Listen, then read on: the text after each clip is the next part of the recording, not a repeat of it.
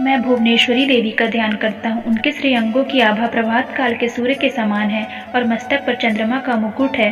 वे उभरे हुए स्तनों और 3 नेत्रों से युक्त हैं। उनके मुख पर मुस्कान की छटा छाई रहती है और हाथों में वरद, अंकुश, पाश एवं अभय मुद्रा शोभा पाते हैं। ऋषि कहते हैं, देवी के द्वारा वहाँ महादैत्यपति शुंभ के मारे जाने पर इंद्र आदि देवता अग्नि को आग करके उन कात्यायनी देवी की स्तुति करने लगे।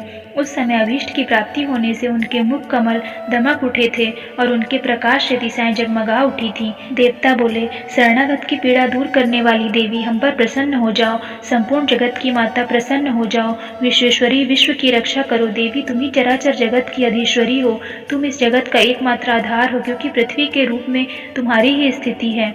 देवी, तुम्हारा पराक्रम अलंघनीय है। तुम ही जल रूप में स्थित होकर संपूर्ण जगत को तृप्त करती हो। तुम अनंत बल संपन्न वैष्णवी शक्ति हो। इस विश्व की कारणभूता परा माया हो। देवी, तुमने इस समस्त जगत को मोहित कर रखा है। तुम ही प्रसन्न होने पर पृथ्वी पर मोक्ष की प्राप्ति कराती हो। देवी, संपूर्ण विद्याएं तुम्हारी ही भिन्न भिन्न स्वरूप है। जगत में जितनी स्त्रियां हैं, वे सब तुम्हारी ही मूर्तियां हैं। जगदम्बा, एकमात्र तुमने ही इस विश्व को व्याप्त कर रखा है। तुम्हारी स्तुति क्या हो सकती है? तुम तो स्तुवन करने योग्य पदार्थों से एवं परावाणी हो। जब तुम स्वर्ग स्वरूपा देवी, स्वर्ग तथा मोक्ष प्रदान करने वाली हो, तब इसी रूप में तुम्हारी स्तुति हो गई। तुम्हारी स्तुति के लिए इससे अच्छी उक्तियां और क्या हो सकती हैं? बुद्धि रूप से सब लोगों के हृदय में विराजमान रहने वाली तथा स्वर्ग एवं मोक्ष प्रदान करने वाली नारायणी देवी, तुम्हें नमस्कार है। कला, काष्ठा आदि के रूप से क्रमशः परिणाम की ओर ले जाने वाली तथा विश्व का उपसंहार करने में समर्थ नारायणी, तुम्हें नमस्कार है। नारायणी, तुम सब प्रकार का मंगल प्रदान करने वाली मंगलमयी हो, कल्याणदायिनी शिवा हो, सब पुरुषार्थों को सिद्ध करने वाली शरणागत वत्सला, तीनों नेत्र वाली एवं गौरी हो। तुम्हें नमस्कार है। तुम सृष्टि पालन और संहार की शक्तिभूता सनातनी देवी, गुणों का आधार तथा सर्व गुणमयी हो। नारायणी, तुम्हें नमस्कार है। शरण में आए हुए दीनों एवं पीड़ितों की रक्षा में संलग्न रहने वाली तथा सबकी पीड़ा दूर करने वाली नारायणी देवी, तुम्हें नमस्कार है। नारायणी, तुम ब्रह्माणी का रूप धारण करके हंसों से जुते हुए विमान पर बैठती तथा कुसुम मिश्रित जल छिड़कती रहती हो। तुम्हें नमस्कार है। माहेश्वरी रूप से त्रिशूल, चंद्रमा एवं सर्प को धारण करने वाली तथा महान वृषभ की पीठ पर बैठने वाली नारायणी देवी, तुम्हें नमस्कार है। मोरों और मुर्गों से घिरी रहने वाली तथा महाशक्ति धारण करने वाली कौमारी रूप धारिणी निष्पापे नारायणी, तुम्हें नमस्कार है। शंख, चक्र, गदा और शांग धनुष रूप उत्तम आयुधों को धारण करने वाली वैष्णवी शक्ति रूपा नारायणी, तुम प्रसन्न हो। तुम्हें नमस्कार है। भयंकर नरसिंह रूप से दैत्यों के वध के लिए उद्योग करने वाली तथा त्रिभुवन की रक्षा में संलग्न रहने वाली नारायणी, तुम्हें नमस्कार है।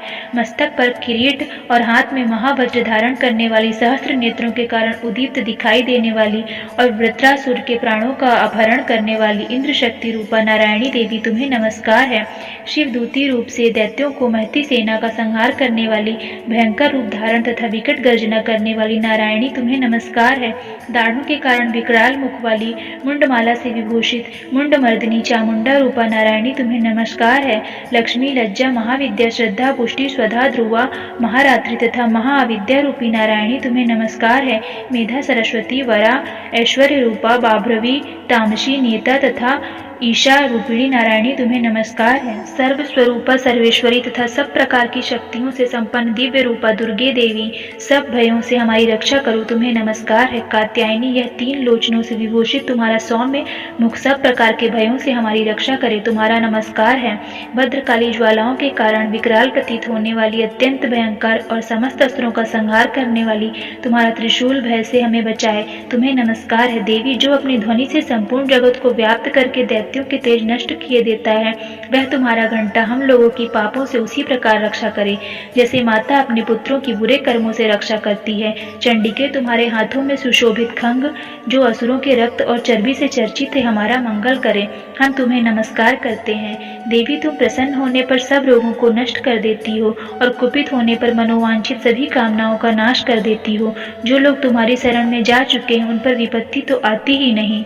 तुम्हारी शरण में गए हुए मनुष्य दूसरों को शरण देने वाले हो जाते हैं। देवी अंबिके, तुमने अपने स्वरूप को अनेक भागों में विभक्त करके नाना प्रकार के रूपों से जो इस समय इन धर्मद्रोही महादैत्यों का संहार किया है, वह सब दूसरी कौन कर सकती है।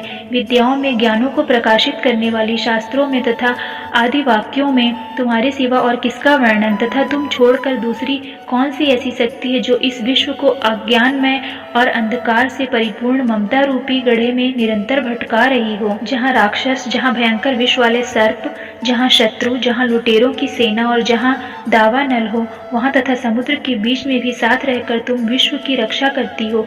विश्वेश्वरी, तुम विश्व का पालन करती हो, विश्व स्वरूपा हो, इसलिए संपूर्ण विश्व को धारण करती हो। तुम भगवान विश्वनाथ की भी वंदनीय हो। जो लोग भक्तिपूर्वक तुम्हारे सामने मस्तक झुकाते हैं, वे संपूर्ण विश्व को आश्रय देने वाले होते हैं। देवी प्रसन्न हो, जैसे इस समय असुरों का वध करके तुमने शीघ्र ही हमारी रक्षा की है, उसी प्रकार सदा हमारे शत्रुओं के भय से बचाओ। संपूर्ण जगत का पाप नष्ट कर दो और उत्पात एवं पापों को फलस्वरूप प्राप्त होने वाली महामारी आदि बड़े बड़े उपद्रवों को शीघ्र दूर करो। विश्व की पीड़ा दूर करने वाली देवी, हम तुम्हारे चरणों पर पड़े हुए हैं, हम पर प्रसन्न हो। त्रिलोक निवासियों की पूजनी परमेश्वरी, सब लोगों का वरदान दो। देवी बोली, देवताओं, मैं वर देने को तैयार हूँ। तुम्हारे मन में जिसकी इच्छा हो वह वर मांग लो। संसार के लिए उस उपकारक वर को मैं अवश्य दूंगी। देवता बोले, सर्वेश्वरी, तुम इसी प्रकार तीनों लोकों की समस्त बाधाओं को शांत करो और हमारे शत्रुओं का नाश करती रहो। देवी बोली, देवताओं, वैवस्वत मनवंतर के 28वें युग में शुंभ और निशुंभ नामक 2 अन्य महादैत्य उत्पन्न होंगे। तब मैं नंद गोप के घर में उनकी पत्नी यशोदा के गर्भ से अवतीर्ण हो विंध्याचल में जाकर रहूंगी और उक्त दोनों असुरों का नाश करूंगी। फिर अत्यंत भयंकर रूप से पृथ्वी पर अवतार ले मैं वैप्रचित नाम वाले दानवों का वध करूंगी। उन भयंकर महादैत्यों को भक्षण करते समय मेरे दांत अनार के फूल की भांति लाल हो जाएंगे। तब स्वर्ग में देवता और मर्त्यलोक में मनुष्य सदा मेरी स्तुति करते हुए मुझे रक्तदंतिका कहेंगे। फिर जब पृथ्वी पर 100 वर्षों के लिए वर्षा रुक जाएगी और पानी का अभाव हो जाएगा, उस समय मुनियों के स्तवन करने पर मैं पृथ्वी पर आयोनिजा रूप में प्रकट होंगी और 100 नेत्रों से मुनियों को देखूंगी। अतः मनुष्य शताक्षी इस नाम से मेरा कीर्तन करेंगे। देवताओं, उस समय मैं अपने शरीर से उत्पन्न हुए शाकों द्वारा समस्त संसार का भरण पोषण करूंगी। जब तक वर्षा नहीं होगी तब तक वे शाक ही सबके प्राण की रक्षा करेंगे। ऐसा करने के कारण पृथ्वी पर शाकंभरी के नाम से मेरी ख्याति होगी। उसी अवतार में मैं दुर्गम नामक महादैत्य का वध भी करूंगी। इससे मेरा नाम दुर्गा देवी के रूप से प्रसिद्ध होगा। फिर मैं जब भीम रूप धारण करके मुनियों की रक्षा के लिए हिमालय पर रहने वाले राक्षसों का भक्षण करूंगी, उस समय सब मुनि भक्ति से नतमस्तक होकर मेरी स्तुति करेंगे। तब मेरा नाम भीमा देवी के रूप में विख्यात होगा। जब अरुण नामक दैत्य तीनों लोकों में भारी उपद्रव मचाएगा, तब मैं तीनों लोकों का हित करने के लिए 6 पैरों वाले असंख्य भ्रमरों का रूप धारण करके उस महादैत्य का वध करूंगी। उस समय सब लोग भ्रामरी के नाम से चारों ओर मेरी स्तुति करेंगे। इस प्रकार जब जब संसार में दानवी बाधा उपस्थित होगी, तब तब अवतार लेकर मैं शत्रुओं का संहार करूंगी। इस प्रकार श्री मार्कंडेय पुराण में सावर्णिक मनवंतर की कथा के अंतर्गत देवी महात्म्य में देवी स्तुति नामक 11वां अध्याय पूरा हुआ।